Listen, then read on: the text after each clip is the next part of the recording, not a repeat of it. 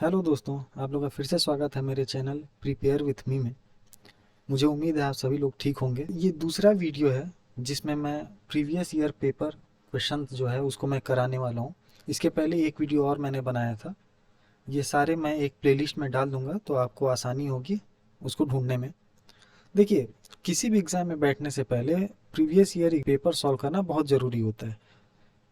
इससे एक आपको कॉन्सेप्ट मिल जाता है, आपके दिमाग में एक आइडिया हो जाता है कि जो कंटेंट जो पूछने वाला है एग्ज़ाम में वो किस लेवल का होगा, कितना टफ होगा, किस पैटर्न पे पूछेगा, किस सेक्शन से कितने क्वेश्चन पूछे जाते हैं। तो इसलिए मैं सीटेट के लिए एक एक करके प्रीवियस ईयर पेपर सॉल्व करने वाला हूँ। बहुत सारे वीडियोस मैं आगे अपलोड करने वाला हूँ जिनसे आपको बहुत मदद मिलेगी।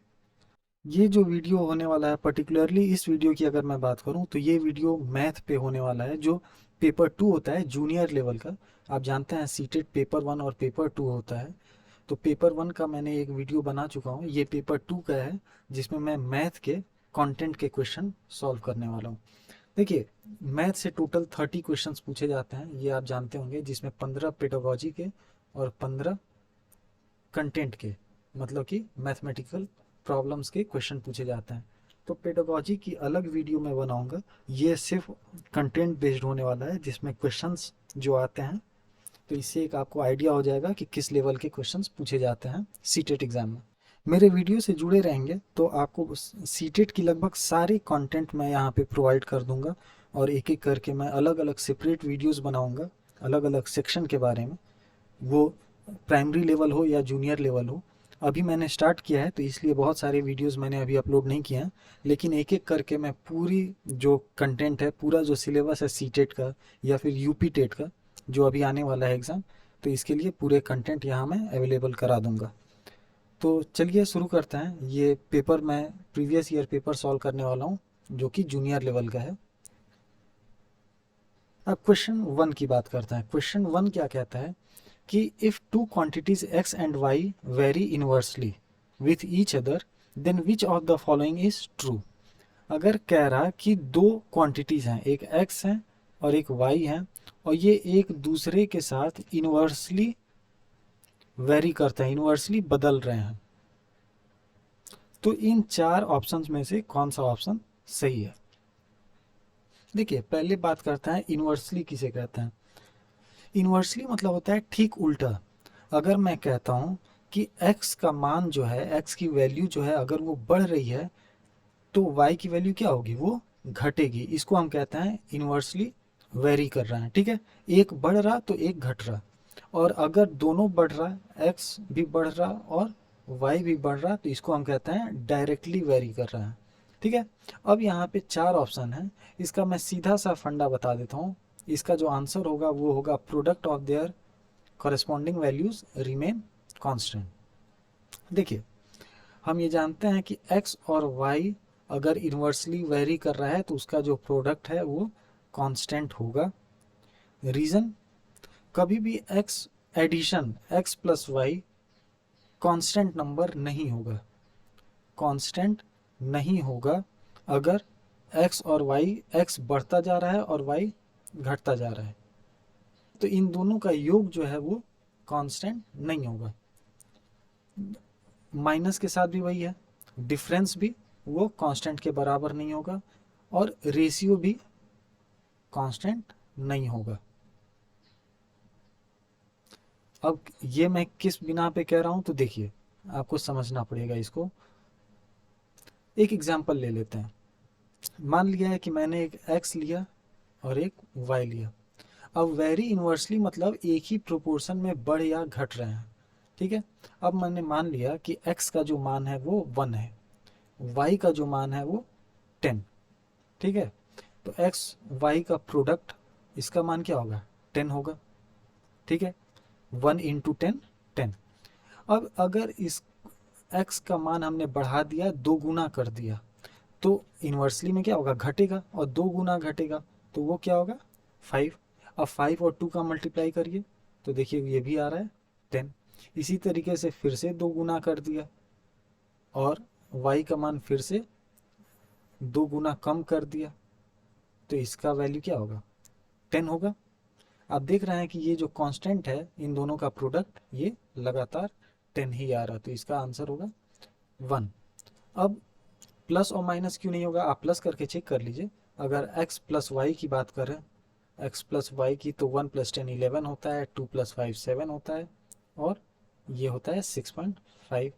आप देख सकते हैं उसी तरीके से x माइनस वाई भी कांस्टेंट नहीं होगा। 10 में से 1 में से 10 गया -9, ये हो गया -3, और ये हो गया 1.5, ये कांस्टेंट तो है नहीं। रेशियो भी वही है। पहला रेशियो क्या होगा 1/10, दूसरा रेशियो होगा 2/5, और तीसरा रेशियो होगा 4/2.5। ये देखिए ये सब अलग अलग नंबर हैं, ये कांस्टेंट तो है नहीं, इसलिए इसका आंसर हो जाएगा 1। ठीक है, अब चलते हैं दूसरे क्वेश्चन पे।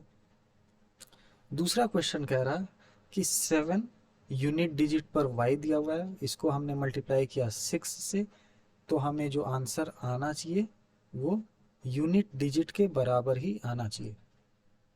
ये क्वेश्चन है। देखिए 6 को अगर 4 ऐसे नंबर हैं जिससे मल्टीप्लाई किया जाए तो यूनिट डिजिट भी सेम होगा। यहाँ पर क्वेश्चन क्या है, 6 को ऐसे नंबर से मल्टीप्लाई करें कि यूनिट डिजिट भी सेम है। तो ऐसे सिर्फ 4 नंबर होते हैं, वो 4 नंबर हैं 2, 4, 6 और 8। ठीक है, 6 को 12 से मल्टीप्लाई करेंगे तो 6 को 2 से मल्टीप्लाई करेंगे तो 12 आएगा। देखिए यूनिट डिजिट सेम है। फिर ये 24 होगा, फिर से यूनिट डिजिट सेम है। ये 36 होगा, फिर से यूनिट डिजिट सेम है। और 48 होगा, फिर से यूनिट डिजिट सेम है। इसीलिए जो 4 ऑप्शन है ये 2, 4, 6, 8 दिया है। अब इसमें से एग्जैक्टली किस नंबर की बात कर रहा है, अगर इसकी बात करना हो तो एक मैं शॉर्ट ट्रिक बताता हूँ। शॉर्ट ट्रिक नहीं है, इस क्वेश्चन को करने का ट्रिक है। देखिए 6 को 7 से मल्टीप्लाई कर देते हैं, क्या आ रहा है 42। अब यहाँ 6 और 7 तो हम बदल सकते नहीं है, सिर्फ y का मान बदलना है। तो आप देख रहे हैं कि y का जो मान है वो 4 के आसपास होना चाहिए। और इसके जो यूनिट डिजिट है इसमें 4 कब आएगा, जब हम 4 से मल्टीप्लाई करेंगे। तो y की जगह अगर हम 4 रखते हैं तो मल्टीप्लाई करने पे क्या आएगा, 6 4 जा 24, 2 और 6 7 जा 42 और 2 44 आ गया। तो डायरेक्ट हम आंसर कर सकते हैं 4। ये इसलिए मैंने 4 लिया कि पहले हमने देखा 6 7 जा 42, अगर हम 6 लेते हैं y की जगह पे, सॉरी y की जगह अगर हम 6 लेते हैं 6 आने के लिए, तो यह 6 6 6 आना चाहिए। ठीक है, यहाँ नीचे है ना, अगर इस y की जगह 6 हम लें तो यहाँ नीचे 6 6 6 आना चाहिए। 6 7 जा होता है 42। तो ये बहुत ज़्यादा डिफरेंस है, आपको दिख रहा है, बहुत ज़्यादा डिफरेंस है। इतना कैरी फॉरवर्ड नहीं होगा इधर से। ये 4 को 6 कब चेंज कर सकते हैं, जब इधर से 2 कैरी आए। ठीक है, तो इतना ज़्यादा नहीं आएगा, ये बहुत छोटा नंबर है।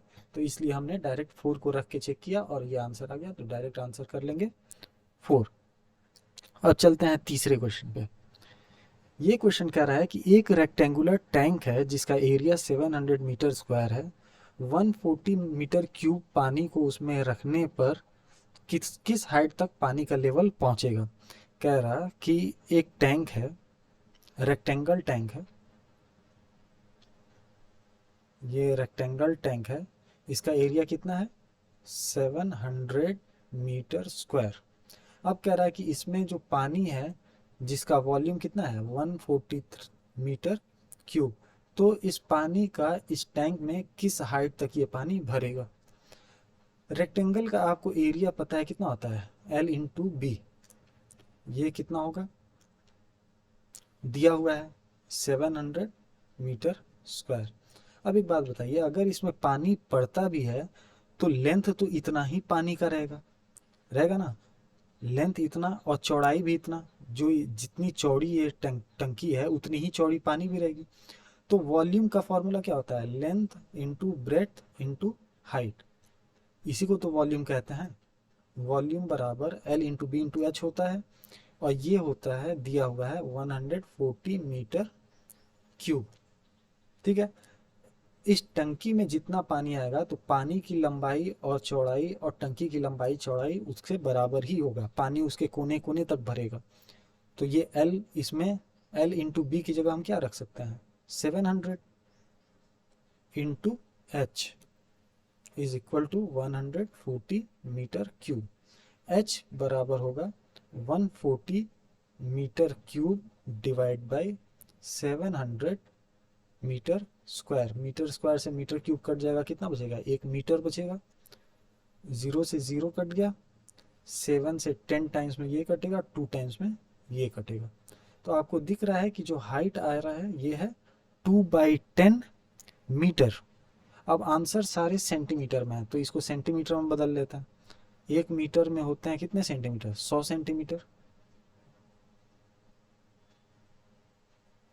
इसको काट देते हैं।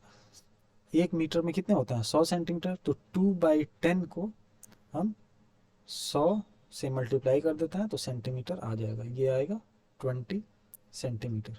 आसान है। देखिए क्वेश्चंस बहुत आसान आने वाले हैं, इसमें कोई भी टफ क्वेश्चन नहीं होगा। बस आपको दिमाग सही से उसको क्वेश्चन करना है और कैलकुलेशन में कोई गलती नहीं करनी है। अब कह रहा है कि एक मीटिंग है जिसमें 4/25 मेंबर, 4/25 मेंबर्स फीमेल हैं, यानी कि महिला हैं। ठीक है, मतलब कि 25 में, हर 25 में 4 महिला। सिंपल सा परसेंट का क्वेश्चन है, परसेंट पूछ रहा है कितने परसेंट महिलाएं हैं।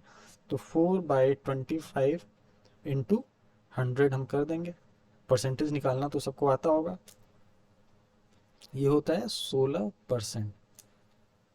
परसेंटेज का क्वेश्चन सबको आता होगा। जिसको नहीं आता है तो कोई भी फ्रैक्शन दिया है उसको 100 से मल्टीप्लाई कर देंगे तो हमें परसेंटेज मिल जाएगा। अब अगला क्वेश्चन पे चलते हैं। नेक्स्ट क्वेश्चन कह रहा है कि एक शॉप है जिसने अपने मूल्य पर 10% की कटौती कर दी। 10% उसने दाम को घटा दिया। पहले जो मूल्य था वो था 500 रुपये। तो अब नया मूल्य क्या होगा? बहुत आसान क्वेश्चन है। देखिए 10% को हम बदल लेते हैं फ्रैक्शन में। अभी पिछले क्वेश्चन में बताया कि फ्रैक्शन को परसेंट में बदलना है तो क्या होगा? इंटू 100 करते हैं। लेकिन अगर परसेंटेज को फ्रैक्शन में बदलना है तो डिवाइड बाई 100 कर देते हैं। तो 10/100 कर देंगे तो यह आएगा 1/10। ये फ्रैक्शन में आ गया। अब कह रहा कि 500 में से 1/10वां हिस्सा घटा दिया। तो 500 में से 1/10वां हिस्सा किसका?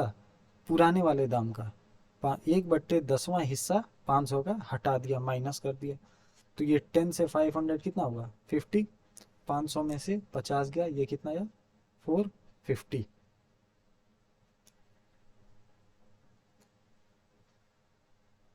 बहुत आसान क्वेश्चन है। चलें नेक्स्ट क्वेश्चन पे। जिसको नहीं समझ में आ रहा है इस वीडियो को फिर से देखेगा तो उसको समझ में आ जाएगा। चलिए चलते हैं नेक्स्ट क्वेश्चन पे। ये कह रहा है कि रेंज निकालना है। रेंज क्या होता है? कह रहा given below is a data set of temperature, what is the range of the data. एक डेटा दिया है, इसका रेंज निकालना है। रेंज क्या होता है? रेंज होता है मिनिमम वैल्यू से मैक्सिमम दूरी, मैक्सिमम वैल्यू के बीच का दूरी, यही तो है रेंज। अब इसमें मिनिमम वैल्यू क्या है आप देखिए। टोटल में मिनिमम वैल्यू क्या है? -8 सबसे छोटा वैल्यू होता है। इसमें से है -8, -8 और मैक्सिमम वैल्यू कितना है? 8। मैक्सिमम वैल्यू 8 है। आपको पता है ये 0 होगा बीच में इसके। तो यहाँ से यहाँ तक का कितने यूनिट है? 8 यूनिट है। -8, -7, -6, -4, -3, -2, -1, 0। 8 यूनिट है। और 0 से 8 ये कितने यूनिट है? 8 यूनिट ये भी है।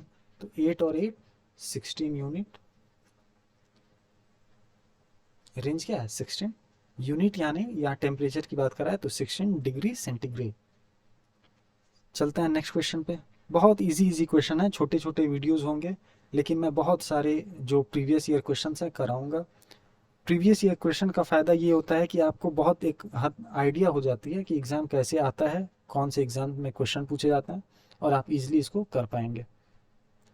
नेक्स्ट क्वेश्चन है प्रोबेबिलिटी का। प्रोबेबिलिटी एक अनुमान लगाना है। कह रहा है कि एक कॉइन है जिसको 10 बार उछाला गया है।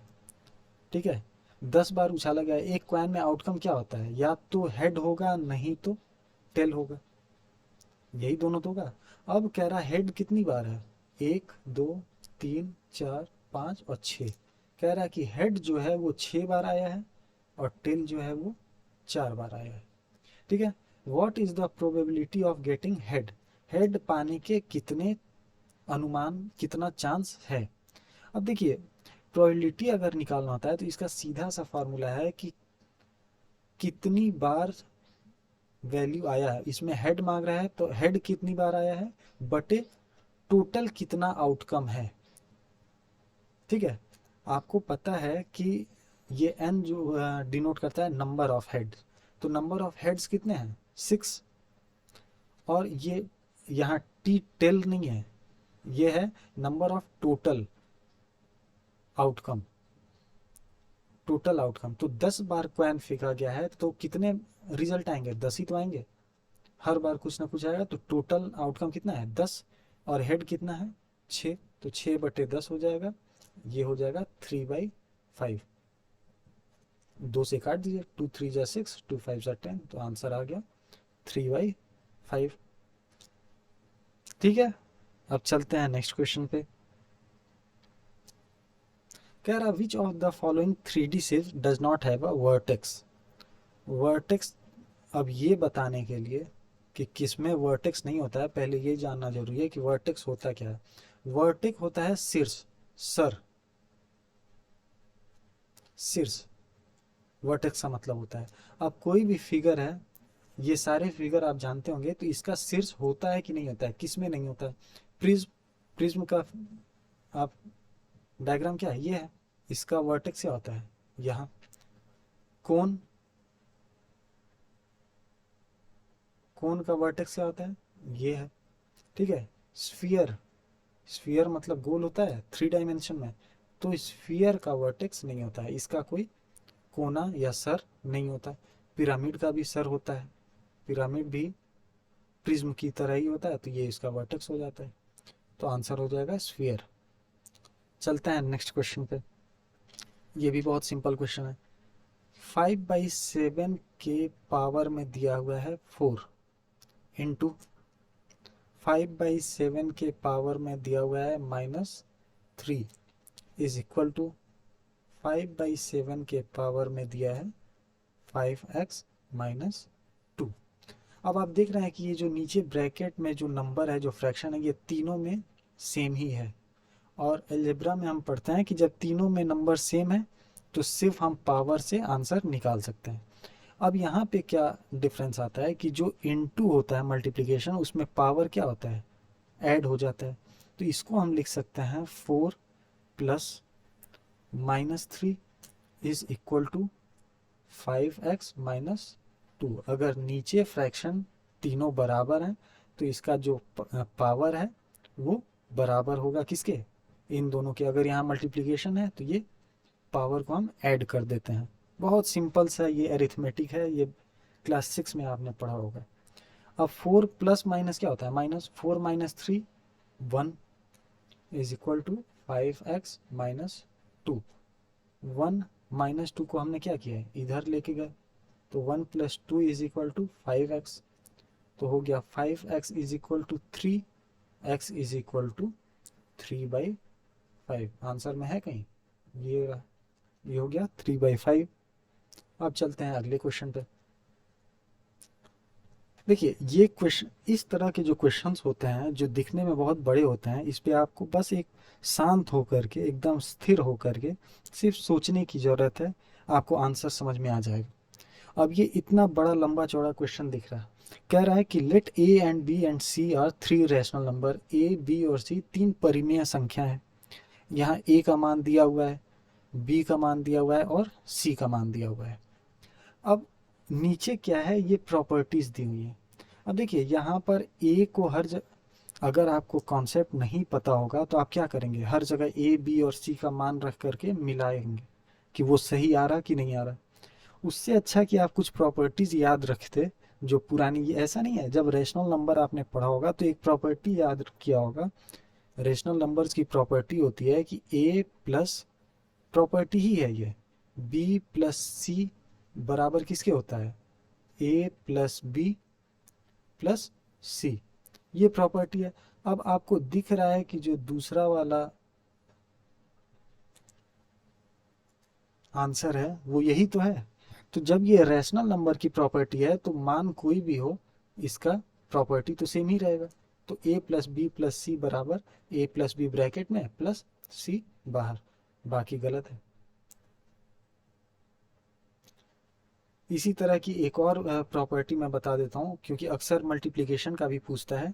वो प्रॉपर्टी क्या है, a क्रॉस b प्लस सी बराबर क्या होता है, a cross b plus bracket में a क्रॉस c। देखिए a क्रॉस b प्लस सी बराबर, यहाँ पर ये दूसरा चीज़ दिया है, ये हो जाएगा, इसको अगर अलग करें तो b cross a plus b cross c, यही तो होगा। देखिए ये दोनों अलग अलग है ना, ये दोनों सेम तो है नहीं, तो इसका मतलब कि ये वाला पॉइंट गलत है। ठीक है, तो डायरेक्ट इसका आंसर लिख सकता है कि आंसर होगा 2। अब ये तो थियरी क्वेश्चन है। A geometrical representation showing the relationship between a whole and part. एक ऐसा ज्योमेट्रिकल रिप्रेजेंटेशन इन चारों में से कौन सा है जिसमें पूरा और उसका हिस्सा, फुल एंड उसका हिस्सा पार्ट दोनों दर्शाता हो, तो वो कौन सा है, पाई चार्ट है। कैसे, पाई चार्ट आपने देखा होगा किस तरह होता है, इस तरह का होता है।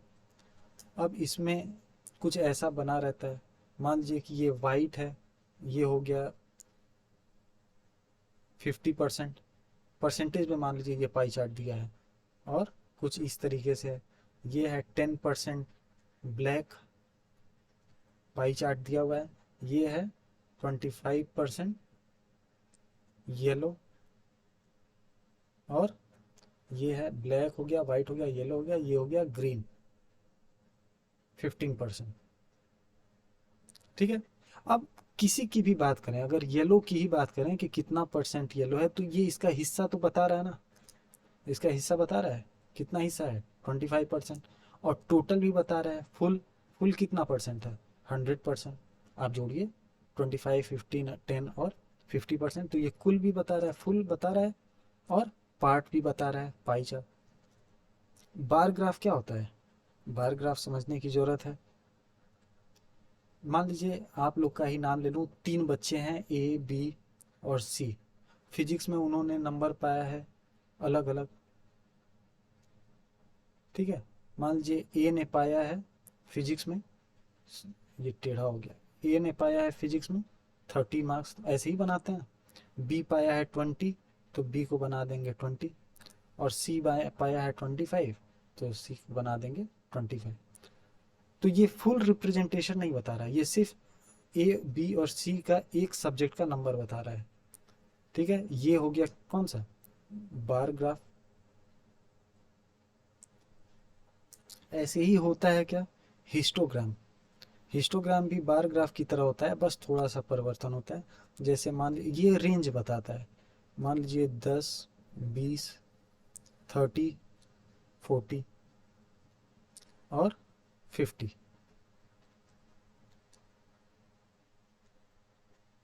यहाँ पर मान लीजिए दे दिया 10, 50, 90। ठीक है, अब हिस्टोग्राम में क्या होता है, अब जैसे मान लीजिए क्वेश्चन ये है, ये रेंज बताता है, कह रहा है कि जो 50 बच्चे हैं क्लास में या स्कूल में, 50 बच्चे हैं, उनका 0 से 10 के बीच में नंबर है। ये एक रेंज बताया कि 0 से और 10 के बीच में नंबर पाने वाले 50 ऐसे बच्चे हैं, 10 से 20 पाने वाले 10 ऐसे बच्चे हैं। तो इसमें हम देखिए, इसमें दोनों में गैप है, क्योंकि ये अलग अलग यूनिट बता रहा है, इसमें गैप नहीं है, ये जुड़ा हुआ है, क्योंकि ये एक रेंज बता रहा है। कह रहा है कि 20 से 30 नंबर पाने वाले टोटल 90 बच्चे हैं, तो 20 से 30 पाने वाले टोटल 90 बच्चे हैं। 30 से 40 पाने वाले फिर 50 बच्चे हैं, तो 30 से 40 पाने वाले 50 हैं, और 40 से 50 पाने वाले 10 बच्चे हैं, तो 40 से 50 10 बच्चे, ये रेंज बता रहा है। ये हो गया हिस्टोग्राम। और पिक्टोग्राफ की तो अब यूज़ नहीं होती है, पिक्टोग्राफ में पिक्चर बना होता है, आपने देखा होगा, रोटी बना हुआ है तो 3 रोटी या फिर 4 रोटियां बनी हुई हैं, तो इसको हम काउंट करके कहते हैं 4, तो वो पिक्चर बना रहता है, पिक्टोग्राफ उसको कहते हैं। ठीक है, ये समझ में आ गया। अब चलते हैं नेक्स्ट वीडियो पे। कह रहा कि Q is the square of a natural number then P is. ये तो आप जानते ही होंगे कि मान लीजिए 6 का स्क्वायर कितना होता है, 36। 6 का वर्ग होता है 36। तो 36 का वर्गमूल होता है ना, वर्गमूल होता है 6। 6 का स्क्वायर है 36, तो 36 का स्क्वायर रूट है 6। यही तो होता है। अब कह रहा है कि Q is the square of P। Q जो है, Q P का स्क्वायर है, तो P Q का क्या है, स्क्वायर रूट है, square root of Q। Simple है। ये नेक्स्ट क्वेश्चन। ऐसे क्वेश्चन को पहले हम राइट साइड से सॉल्व करना शुरू करते हैं। देखिए इसको एक एक करके मैं समझाता हूँ। 91 प्लस, फिर दूसरा, देख करके डरना नहीं है। क्वेश्चन देख करके ही आप घबरा जाते हैं, इससे कुछ हेल्प नहीं मिलने वाली। बहुत आसान क्वेश्चन है, सारे 5-5 सेकेंड में करने वाले क्वेश्चंस हैं। 5 सेकेंड में बहुत आसानी से हो जाएगा। अब जैसे सामने ये क्वेश्चन की मैं बात करूं, आपको दिख रहा है, एक सेकेंड। अब सामने वाले क्वेश्चन की मैं बात करूं तो आप देखिए, सबसे पहले एकदम राइट साइड में, दाएं साइड में जो है उसको सॉल्व करते हैं। एक एक करके सॉल्व करेंगे। स्क्वायर रूट ऑफ 121 कितना होता है, 11। तो क्या होगा, 91 प्लस रूट 70 प्लस, अब इस पूरे का जो मैंने गोला बनाया है इसका आंसर कितना होता है, 11। ठीक है। अब फिर से अब हम इसका स्क्वायर रूट निकालेंगे। 70 प्लस 11 कितना होता है, 81। और 81 का स्क्वायर रूट क्या होता है, 9। तो ये हो गया 9। तो square root of 100 is equal to 10। Calculation based question है, इसमें कोई दिमाग नहीं लगाना है, सिर्फ कैलकुलेशन करना है। अब अगला क्वेश्चन देखिए। एक पार्क में 784 पौधे व्यवस्थित किए गए हैं, अरेंज किए गए हैं, ताकि पौधों की संख्या और पंक्तियों की संख्या समान है। ठीक है। एक पंक्ति में पौधे की संख्या और पंक्ति की संख्या समान है, मतलब कि जितने पौधों की संख्या, प्लांट की संख्या इधर है, उतने ही रो है। इसका मतलब कि ये दोनों क्या है, बराबर है। यही तो हुआ, यही होता है ना। और जब ये दोनों बराबर है मतलब क्या होगा, ये एक स्क्वायर होगा, ये एक स्क्वायर होगा। और स्क्वायर के अंदर का एरिया क्या होता है, ए स्क्वायर। अब यहाँ पे कह रहा है कि ए स्क्वायर बराबर कितना दिया हुआ है, 784। हमें ए निकालना है, नंबर ऑफ रोज, कितने पंक्ति हैं या कितने रो हैं, ये हमें ए निकालना है। तो ए बराबर अंडर रूट 784। अब बहुत लोग यहाँ पे कंफ्यूज होने लगेंगे कि हम आगे इसको कैसे करें, स्क्वायर रूट कैसे निकालें। एक एक करके वो मल्टीप्लिकेशन करेंगे। ठीक है, सिंपल सा आंसर है। देखिए आंसर क्या है, 18, 28, 38 एंड 48। 10 का स्क्वायर क्या होता है, 100। 20 का स्क्वायर क्या होता है, 400। 30 का स्क्वायर क्या होता है, 900। ये जो 784 है ये किसके बीच में है, 400 से 900 के बीच में है। मतलब 20 और 30 के बीच में होगा। 20 और 30 में के बीच में कौन सा नंबर है, 28। आंसर हो गया ए बराबर 28। थोड़ा सा दिमाग अगर आप कैलकुलेशन में लगाएंगे तो आप बहुत आसानी से इसको कर पाएंगे। ठीक है। तो ये था जूनियर लेवल के जो एग्ज़ाम में 15 क्वेश्चंस पूछे जाते हैं। तो ये 15 क्वेश्चंस थे। ठीक है। ऐसे ही छोटे छोटे 15-15 या 20-20 मिनट में मैं कोशिश करूँगा कि क्वेश्चंस को सॉल्व करके छोटे छोटे वीडियोस बना पाऊँ, जिसको आप कहीं पर भी बैठ के आसानी से देख सकते हैं और आपको बहुत मदद मिलेगी इन वीडियोस के थ्रू। ठीक है। तो चलिए, thank you, thanks for watching. मिलते हैं अगली वीडियो में।